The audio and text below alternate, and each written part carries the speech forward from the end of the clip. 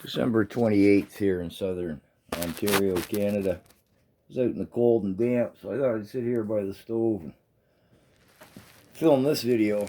And yes, I know I need a new glass in the door there. We shan't worry about that.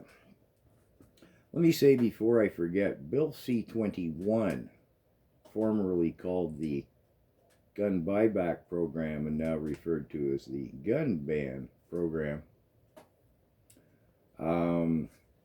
crossbows are listed in that, and I don't see anybody talking about that. It's kind of buried in like somewhere in between lines 100 and 110 type of thing, which have to do with some subject matter I'm going to get into here, which will make it a lengthy video, but I wanted to throw that in there just so people know. Now, some background. It will be 3 years in May or March, I forget quite which, since the Trudeau government started this with an order in council. It did not go through normal parliamentary procedure.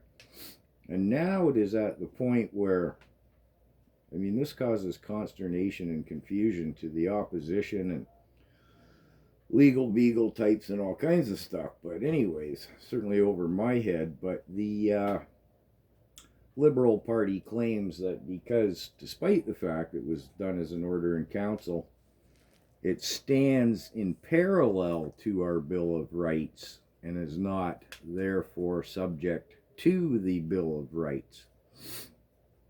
Again, this is confusing and consternating.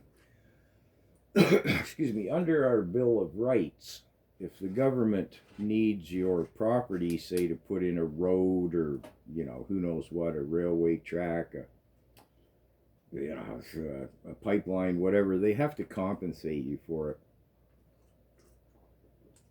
Now, this isn't always necessarily deemed fair by the property owner, but I mean, it is understandable, right?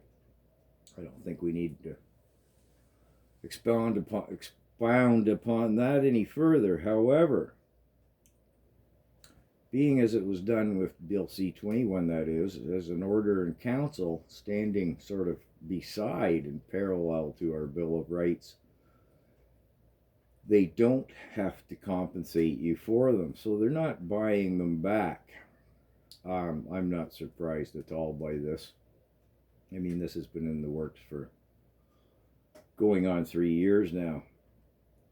And I've argued all along they never had any intention of buying them back. It is simply confiscation. Disarming the populace can't be seen as anything but. Now, Bill C21 passed Parliament. Of course it did. The Supply and Confidence Agreement with the coalition government dictates anything Trudeau wants to become law, well, becomes law. It's just kind of a slow process here in Canada with the other procedures that follow after its first passing in Parliament, the Senate, etc. So anyways, the government regime of Trudeau has quite boldly stated that they're going to generously sort of leave this grandfathering clause in place so that the guns truly don't become illegal until October of 2023.